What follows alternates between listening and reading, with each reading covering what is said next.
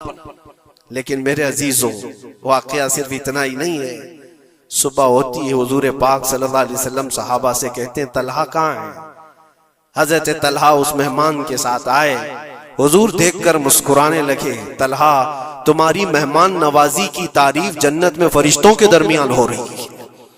अल्लाह तबारक व तआला तुम्हारी मेहमान नवाजी की तारीफ फरमा रहा है। जिब्राइल आए थे और मुझे बता गए कि आपके एक सहाबी ने अल्लाह के नाम पर अपना सब कुछ उस मेहमान को खिलाया है। यह है जिसको ईसार कहते हैं, इसको कहते हैं ये कुर्बानी। पेट खाली हो और दूसरे का ख्याल हो। पेट भर जाने के बाद तो फिर वो वेस्टेज देने की बात आती है, अपने घर का बोझ निकालने की बात आती है। अच्छी चीज जब अल्लाह करीम की बारगाह में दे दिया जाए तो वही कुरान में अल्लाह ने फरमाया लन तनालुल बिर्रा हत्ता तुनफिकू मिम्मा तुहिब्बून। तुम उस वक्त तक उस कामयाबी को नहीं पहुंच सकते जब तक के अपनी पसंदीदा चीज अल्लाह। अस्सलामु अलैकुम व रहमतुल्लाहि व बरकातुहू। अल्हम्दुलिल्लाहि व कफा व सलामुन अला हबीबिहिल मुस्तफा अम्मा बाद। फ़अऊज़ु बिल्लाहि मिनश शैतानिर रजीम बिस्मिल्लाहिर रहमानिर रहीम। लन तनालुल बिर्रा हत्ता तुनफिकू मिम्मा तुहिब्बून वमा तुनफिकू मिन शैइन फ़इन्नल्लाहा बिही अलीम। सदक़ल्लाहु मौलानाल अज़ीम। बारगाह रिसालत मुआब सल्लल्लाहु अलैहि वसल्लम में दुरूद पाक का हदिया पेश करें। अल्लाहुम्मा सल्लि अला सय्यिदिना व मौलाना मुहम्मदिन मअदनिल जूदि वल करम व आलिहि व अस्हाबिहिल किराम व इब्निहिल करीम व बारिक व सल्लिम सलातन दाइमतन सरमदन अबदा। इस्लामी महीनों का ये आखिरी महीना ज़िलहज्जतुल हराम और उसके बाद फिर पहला महीना मुहर्रमुल हराम दो अजीम कुर्बानियों को याद दिलाता है। और खास तौर पर कुरान अजीम की एक आयत मैंने आपके सामने रखी। अल्लाह ताला फरमाता है लन तनालुल बिर्रा हत्ता तुनफिकू मिम्मा तुहिब्बून। तुम उस वक्त तक भलाई को और कामयाबी को नहीं हासिल कर सकते जब तक अपनी पसंदीदा चीज अल्लाह की बारगाह में खर्च न कर दो। अल्लाह ताला की बारगाह में जब तक अपनी पसंदीदा चीज कुर्बान नहीं करते तुम उस बड़ी कामयाबी को नहीं हासिल कर पाओ। यहां हुक्म इसलिए है कि इंसान के नफ्स को मारना है, खत्म करना है। आम तौर पर हम अपनी पसंदीदा चीजों पर कब्जा करके बैठते हैं, उनके साथ दिल लगाए होते हैं। इसी वजह से हजरत सैयदना इब्राहीम अलैहिस्सलाम से जो कुर्बानी मांगी गई तो वो जानवरों की या उनके घर बार की या किसी चीज की नहीं, बल्कि आपके उस अजीज बेटे की जो 90 साल की उम्र में पैदा हुआ। हजरत इब्राहीम अलैहिस्सलाम की उम्र तकरीबन 90 साल की थी जब आपके घर हजरत इस्माइल अलैहिस्सलाम की विलादत हुई, जिसको इतने लंबी मुद्दत के बाद, इंतजार के बाद बेटा पैदा हुआ हो तो फिर वो अपने उस बेटे पर कैसे जान छिड़कता होगा, कितनी मोहब्बतें उसके साथ होंगी, बाप की भी और माँ की भी। और वो बच्चा जब जवानी की तरफ बढ़ रहा हो और उस वक्त अल्लाह ताला का हुक्म था कि इस बेटे को हमारी बारगाह में कुर्बान करो, तो ये अजीज चीज, पसंदीदा चीज अल्लाह की बारगाह में कुर्बान करना। और वो नबी थे इसलिए उनके एतबार से उनको हुक्म हुआ। नबियों का ईमान सबसे आला है और उनका इम्तिहान भी सबसे बड़ा होता है। आम लोगों को यह हुक्म नहीं दिया गया कि तुम अपने बेटों की और बेटियों की कुर्बानी करो। वो नबी थे और वो कर गुजरे, उन्होंने जरा बराबर भी हिचकिचाया नहीं, बल्कि जब अपने बेटे हजरत इस्माइल अलैहिस्सलाम से कहा इन्नी अरा फिल मनामी अन्नी अज़बहुका, मुझे ख्वाब में ये बताया गया है कि तुम्हें ज़बह कर दिया जाए, मैं ज़बह करते हुए तुमको देख रहा हूं। तो इस्माइल अलैहिस्सलाम ने नहीं कहा अब्बा इस छोटी उम्र में मुझे कहां मार डालोगे, बल्कि जवाब में यूं कहा फंजुर माज़ा तरा, ऐ वालिदे गिरामी आपको जिस बात का हुक्म दिया गया है आप उस पर अमल कर जाइए, मैं हाजिर हूं। फंजुर माज़ा तरा, जो कुछ आपने देखा है उस पर अमल कीजिए। और फिर ये भी कहा इंशाअल्लाह आप मुझे सब्र करने वाला पाएंगे। और हुआ वही कि इस्माइल अलैहिस्सलाम को लेकर जब हजरत इब्राहिम अलैहिस्सलाम कुर्बान गाह में गए थे तो इस्माइल अलैहिस्सलाम ने खुद कहा था अपने बाप से कि अपनी आंखों पर पट्टी बांध ले, कहीं मुझे ज़बा होते हुए देखकर आपके दिल में फिर से वो मोहब्बत ना जाग जाए जो बेटे की मोहब्बत होती है, और फिर अल्लाह के हुक्म से पीछे ना हट जाए। इब्राहिम अलैहिस्सलाम ने आंखों पर पट्टी बांध ली कि अल्लाह के हुक्म में कोई खलल ना पैदा हो। अपनी अजीज चीज, पसंदीदा चीज जब आदमी कुर्बान कर रहा होता है तो बहुत हिचकिचाता है, कितने ख्यालात उसके पास आते हैं। ये नबियों का इम्तिहान था और हर साल कुर्बानी पर हम इसको याद करते हैं, लेकिन ये कुर्बानी हमें ये दर्स दे करके जाती है कि ए अजीजों, अल्लाह ने जो तुम्हें दिया है उसमें जो सबसे पसंदीदा चीज है अल्लाह की बारगाह में कुर्बान करो। हर एक की अलग अलग चीजें होती हैं पसंदीदा, पता नहीं किसके यहाँ कौन सी चीज अजीज है, लेकिन कुछ चीजें कॉमन हैं। दौलत तकरीबन सबकी पसंदीदा चीज है, औलाद तकरीबन सबकी पसंदीदा चीज है, वक्त ये सबका लाजमी हिस्सा है और उसको कोई जल्दी कुर्बान नहीं करता। तो मेहनत से कमाई हुई दौलत को अल्लाह ताला के यहाँ खर्च करो, कुर्बान करो, ताकि तुम उस कामयाबी को पहुंचो। फिर भी आप अंदाजा करो देता कौन है हमें रिस्क, कौन देता है माल? सब कुछ अल्लाह रब्बुल इज्जत। अगर वो हुक्म करे कि मैंने तुम्हें 100 दिए हैं, उसमें से 50 मेरी राह में कुर्बान कर दो, 50 अपने पास रख लो, तो भी इंसाफ है, अदल है। अल्लाह करीम जिसका खुद का दिया हुआ है वो चाहे तो 90% अल्लाह ताला यूं फरमा दे कि मेरी राह में कुर्बान कर दो, 10 तुम रखो। नहीं, रब तबारक व तआला ने न 50 का हुक्म दिया तुम्हें, ना 40 का हुक्म दिया, ना 30 का, ना 10 का, बल्कि साल में एक मर्तबा सिर्फ 2.5% अपने माल से निकालने का हुक्म दिया। उसमें भी हम देखते हैं कितने लोग आनाकानी करते हैं, ज़कात को बचाने के लिए हीले करते हैं। वो सिर्फ 2.5% है, 2.5। अगर किसी के पास 100 हिस्से हैं तो उसमें से 2.5 ये अल्लाह की राह में साल में एक मर्तबा कुर्बान करने का हुक्म है, ज़कात। लेकिन माल की मोहब्बत कुछ लोगों के दिलों पर ऐसी जम जाती है, उसको बचाने के लिए वो कई तरह के हीले बहाने करते हैं। जबकि ये भी मैं आपको बता दूं, इनकम टैक्स जो होता है वो तुम्हारी इनकम पर लिया जाता है, जितना तुम कमा रहे हो उस पर टैक्स देना होता है। लेकिन ज़कात इनकम पे नहीं है, ज़कात सेविंग पे है। जितना तुम बचा रहे हो उस पर ज़कात है, तुम कमा रहे हो कितना उस पर कोई ज़कात नहीं। अगर तुम महीने में 1 करोड़ रुपए कमाते हो और 1 करोड़ रुपए पूरे खर्चा भी कर जाते हो तो साल भर में तुम पर कोई ज़कात नहीं, कोई ज़कात नहीं। लेकिन हाँ, अगर बचा करके रखते हो थोड़ा हिस्सा तो साल भर में वो बची हुई हिस्से पर अल्लाह की तरफ से ज़कात का हुक्म है।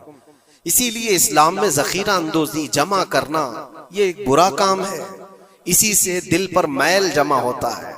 जब माल ज्यादा जमा होता है तो दिल के ऊपर मैल ज्यादा जमा होने लगता है, और अल्लाह ताला अपने बंदों के लिए नहीं चाहता कि तुम्हारे दिलों पर माल की मोहब्बत का मैल जमना शुरू हो जाए। इसीलिए हर साल उतना हिस्सा निकाल दिया करो। अजीज़ान गिरामी वक़ार, ये तो माल के मुताल्लिक था, और बाकी अल्लाह ताला कुरान में ये भी फरमाता है। मिसाल के तौर पर मैं आपको बता दूं, अल्लाह के नबी सल्लल्लाहु तआला अलैहि वसल्लम के पास कुछ चीजें आई, आपने तकसीम फरमा दिया, कुछ एक हिस्सा कुछ बाकी रह गया था, गोश्त था या खजूरें थी। उस गोश्त का हिस्सा घर में रखा गया। आप सल्लल्लाहु अलैहि वसल्लम ने बाद में पूछा कितना बचा है और कितना दे दिया गया? कहा इतना इतना इतना, सब कुछ बट गया, एक टुकड़ा कुछ बाकी रह गया। तो आपने फरमाया हकीकत में जो दिया गया है वही असल बचा हुआ है अल्लाह की बारगाह में, और जो हमने रखा है ये तो खर्चा होने वाला है, ये हमारे लिए, और जो दिया गया वो हमेशा अल्लाह के पास रहने वाला है। मा इंदकुम यनफदु व मा इंदल्लाहि बाक। कुरान में अल्लाह फरमाता है जो तुम्हारे पास है वो सब फना हो जाएगा, और जो अल्लाह के पास तुमने दे रखा है वो बाकी रहने वाला है। इसीलिए अल्लाह ताला खुद फरमाता है, बनी आदम जो अपने हाथ से सदका करता है उसके सदके को मैं खुद लेता हूं और उसको बछड़े की तरह पाल करके बड़ा करता हूं। कयामत के दिन वो बंदा आकर देखता है, एक सिक्का कुछ खैरात किया था अपनी जिंदगी में और वहां देखो तो पहाड़ के बराबर नेकियां उसकी होंगी। वो पूछता है, इतनी मेरी कहां से आ गई? तो रब ताला फरमाता है, तेरे उस छोटे से सदके को मैंने पाल करके इतना बड़ा किया। तो जो तुम दे रहे हो अल्लाह के यहां वो बाकी है, वो बचा हुआ है।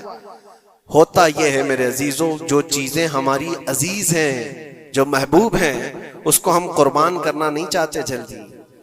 एक दानिश्वर ने कहा था, फलों की दुकान पर एक फकीर आया और फल बहुत सारे रखे हुए थे।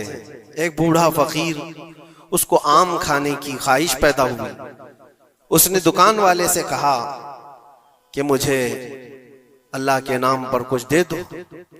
जाहिर सी बात है, जो छटे हुए आम थे, जो निकाले हुए थे, जिनके अंदर सड़न पैदा हो चुकी थी, वो साइड किया गया था, उसमें से निकाल करके उसने दे दिया फकीर को। आमतौर पर यही होता है, देने के लिए जो निकाला जाता है वो अलग होता है। वो लिया, थोड़ी देर के बाद उसके पास 10 दिरहम थे। वो फकीर आया और कहा, 10 दिरहम है, इसके मुझे आम चाहिए, ये पैसों के अच्छे आम थे। तो 10 दिरहम लिया दुकान वाला और अच्छे से चुन करके 2 आम उसको दिया जो बनते थे। वो फकीर हाथ में दोनों आम लिया और फिर अल्लाह की बारगाह में दिखा कर कहा, ऐ अल्लाह, देख इस बंदे ने तुझे क्या दिया है और मुझे क्या दिया है। तेरे नाम पर मांगा था तो सड़ी हुई चीजें दिया और मेरे पैसों से दिया है तो अच्छा माल दिया। क्या ये आमतौर पर नहीं होता हमारे यहाँ? खाना अगर बच जाए तो उसे तक बांटने में दे दिया जाए। उस वक्त मदरसे के बच्चे याद आते हैं। वलीमे में, शादी में, मंगनी की रस्म में खाना देगों बनाया जाता है और बच जाए तो सोचते हैं किसी मदरसे में गरीब तलबा को दे दिया जाए, या फकीरों और मिस्कीनों को खुरचन देने के लिए हम खड़े रहते हैं कि बच गया है, खराब हो जाएगा, इससे अच्छा है कि गरीब लोग खा लेंगे। ऐसा क्यों नहीं होता कि जब देग पक कर तैयार हो जाए तो उसका ऊपर वाला पहला खाना फुकरा को दे दिया जाए, क्योंकि वह अल्लाह के नाम पर दिया जा रहा है। हमारे अपने खाने से पहले गुरबा और मसाकीन का ख्याल कर लिया जाए। इसीलिए मुझे वो बात याद आती है, रसूल मुकर्रम सल्लल्लाहु तआला अलैहि वसल्लम की आदत करीमा थी, जब आपके दस्तरखान पर कोई फकीर आता तो अल्लाह के नबी सल्लल्लाहु अलैहि वसल्लम के दस्तरखान पर जो कुछ होता सबसे पहले उसको पेश कर देते। हुजूर पाक सल्लल्लाहु अलैहि वसल्लम रमजान के महीने में दस्तरखान पर बैठे हुए हैं। एक मुसाफिर आया बड़ी दूर से, वो हुजूर को मिलने के लिए आया था। हुजूर पाक सल्लल्लाहु अलैहि वसल्लम अस्हाबे सुफ़ा के साथ, जो 70 सहाबा, गरीब सहाबा हुजूर के दर पर पलते थे, उनके साथ इफ्तारी कर रहे थे। और एक मुसाफिर आया, उसको बुलाया गया, आ जाओ दस्तरखान पे। 70 लोगों के बीच में दूध का एक प्याला था बस इफ्तारी के लिए, और वो जो मुसाफिर आया उसको बिठाया गया, बड़ा भूखा था। उससे कहा गया, लो आप तनाउल करो, आप दूध पी लो। उसने उठाया, किसी का ख्याल ही नहीं किया, पूरा दूध पी गया। अल्लाह के नबी सल्लल्लाहु अलैहि वसल्लम ने मुस्कुरा कर कहा, अल्लाह तेरा भला करे। आता है फकीरों पे उन्हें प्यार कुछ ऐसा, खुद भीख दें और खुद कहें मंगते का भला हो।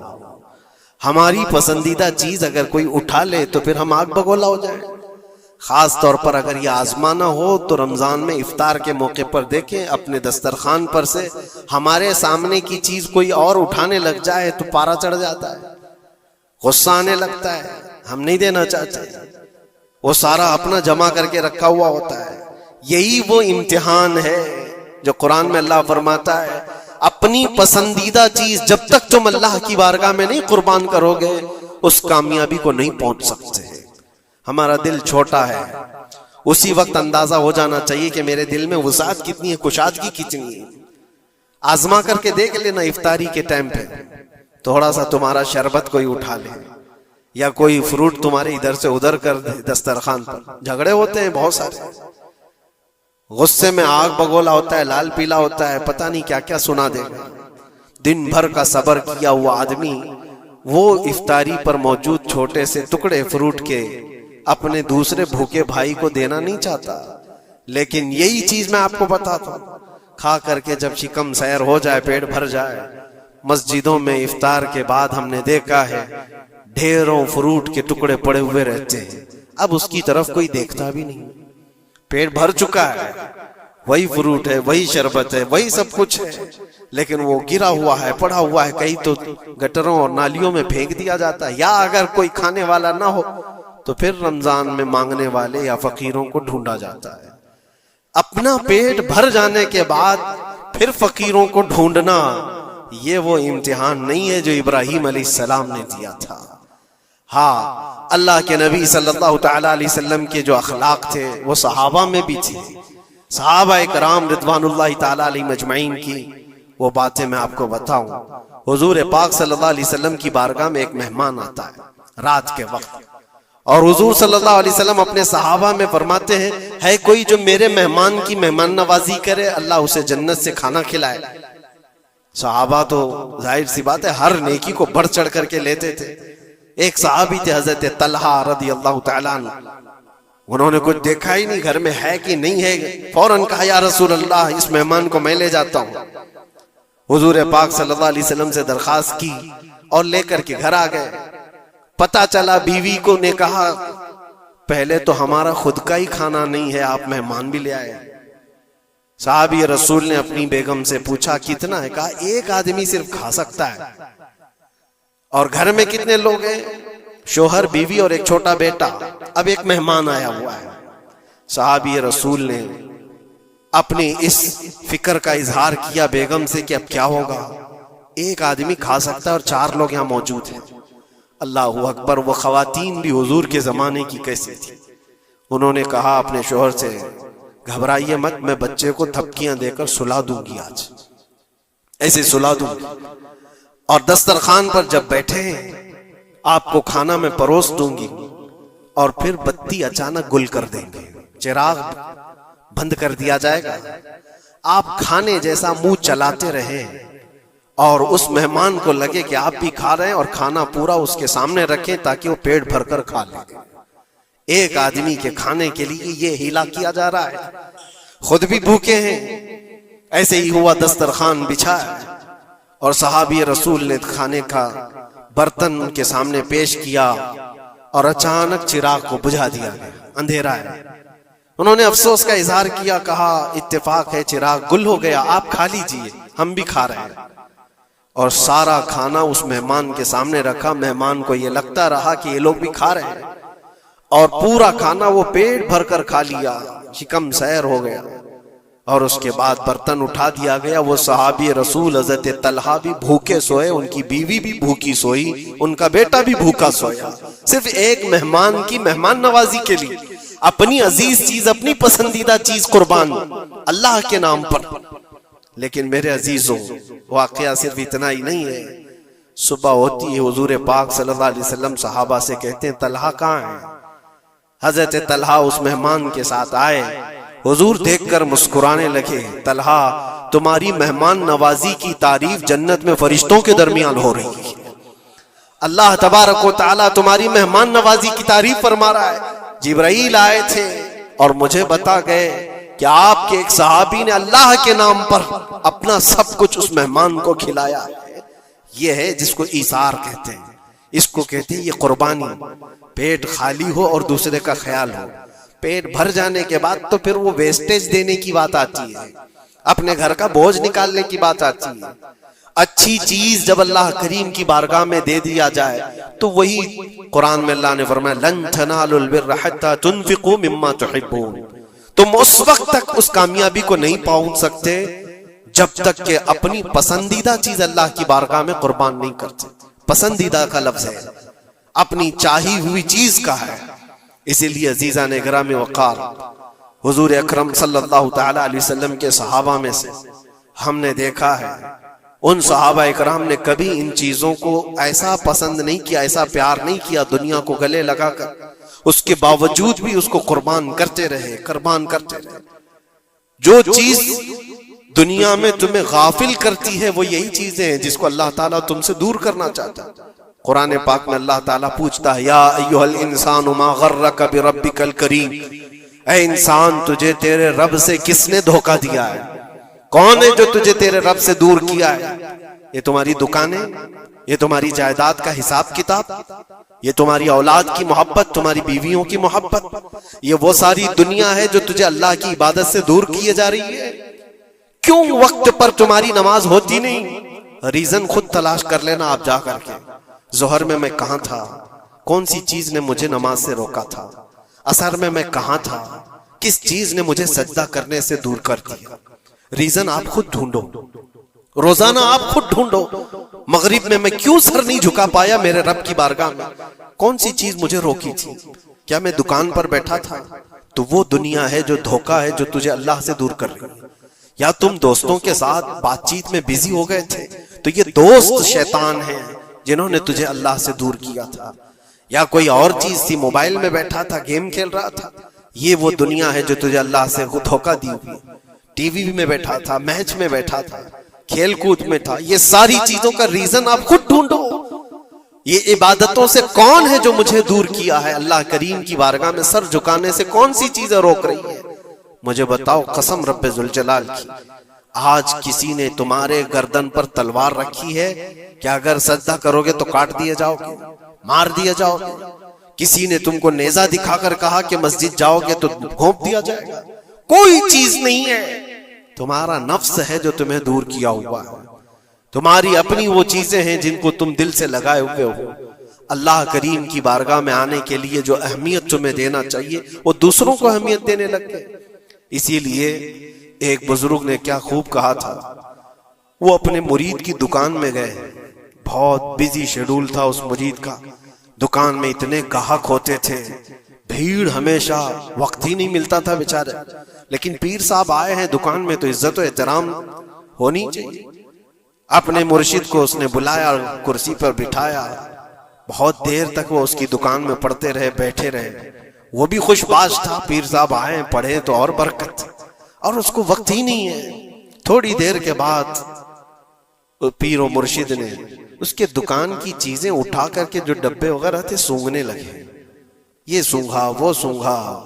इस मुरीद ने पूछा, हुजूर ये आप क्या कर रहे हैं, क्या सूंघ रहे हैं? कहा, मैं ये देख रहा हूं कि इन डब्बों में कहीं तू पखाना तो नहीं करता, कहीं तू अपनी हाजत इसी में तो नहीं करता।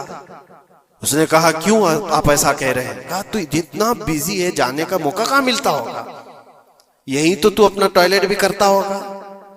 उसने कहा, हुजूर इतना वक्त तो निकाल लेता हूं, तहारत के लिए जा सकता हूं, इस्तिंजा पखाने के लिए तो जा सकता। जोरदार तमाचा उन्होंने लगाया। अपने पेट की गंदगी निकालने के लिए तेरे पास वक्त है, उस रहमान के दरबार में सर झुकाने के लिए तेरे पास वक्त नहीं। तूने किस चीज पर अपना दिल लगा रखा है? ये थी उनकी तरबियत। हकीकत है मेरे अजीजों, हम अगर रीजन ढूंढें तो छोटी छोटी चीजों के लिए हम अपना वक्त भी देते हैं, पैसे भी देते हैं, लेकिन अल्लाह करीम के साथ तुम्हारा क्या सुलूक है? यह हदीस सुनाकर मैं बस खत्म करता हूं। अल्लाह करीम खुद फरमाता है, यह हदीस कुदसी है। हदीस कुदसी उसको कहते हैं, फरमान अल्लाह का है, जुबान रसूलुल्लाह की। अल्लाह फरमाता है, अना इंदा ज़न्नी अब्दी बी, बंदा मेरे मुतालिक जैसा गुमान करता है मैं उसके साथ वैसा सलूक करता हूं। तुम अल्लाह करीम के लिए क्या मकाम रखते हो अपने दिल में? अल्लाह की बारगाह में आते हो तो किस तरह? इसीलिए हजरत राबिया बसरिया रज़ी अल्लाह तआला अन्हा को हमने सुना है कि जब वो नमाज के लिए जाती तो दुल्हन की तरह सज के जाती थी, पूरे तैयार होकर। पूछा उनसे किसी ने तो वो कहती थी, मैं चाहती हूं कि अल्लाह ने जितनी नियामतें मुझे दी हैं उस बादशाह को ना दिखाऊं तो फिर किसको दिखाऊं? उस बादशाह की बारगाह में जा रही। दुनिया वाले सेठों के सामने जाने के लिए सजते सवरते हैं, मैं खल्लाकुल आलमीन की बारगाह में जाने के लिए सजती हूं। और हमारा क्या मिजाज है? हमने देखा है मस्जिद में आने का अंदाज किसका कैसा है।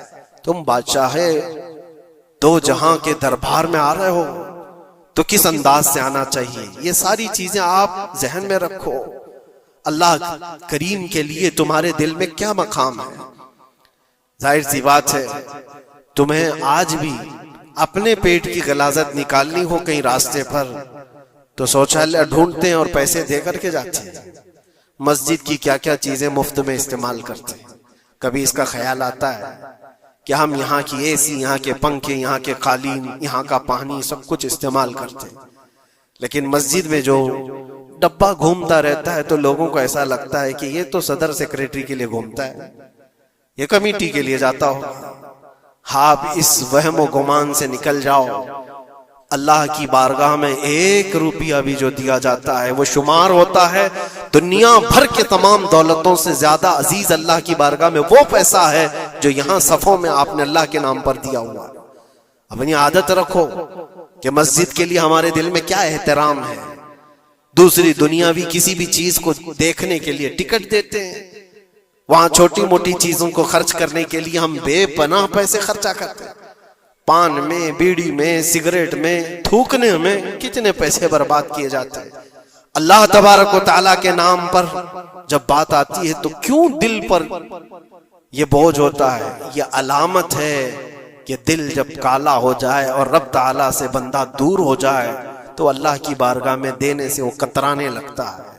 अपने दिल का इलाज करो और अल्लाह की बारगाह में ये दुआ करो कि मौला मुझ पर मेरे नफ्स को गालिब होने से बचा ले और मेरे दिल को पाक करके तेरी दरबार में हमेशा झुकने वाला दिल बना दे। ये दुआ करो कि रब तबारक व तआला मरने से पहले हमारे दिलों को पाक और साफ फरमाए और खालिस उसकी रजा के लिए हमें हमारी अजीज चीजों को कुर्बान करने का अल्लाह तबारक व तआला हमें मौका अता फरमाए। और खास तौर पर यह दुआ कि रब्बुल आलमीन जब आखिरी वक्त आए तो तेरे हबीब पाक की इज्जत के लिए मरने की तौफीक अता फरमा और इस रास्ते में हमें शहादत उज़्मा नसीब फरमा, तेरे नबी के कदमों में दफन नसीब फरमा।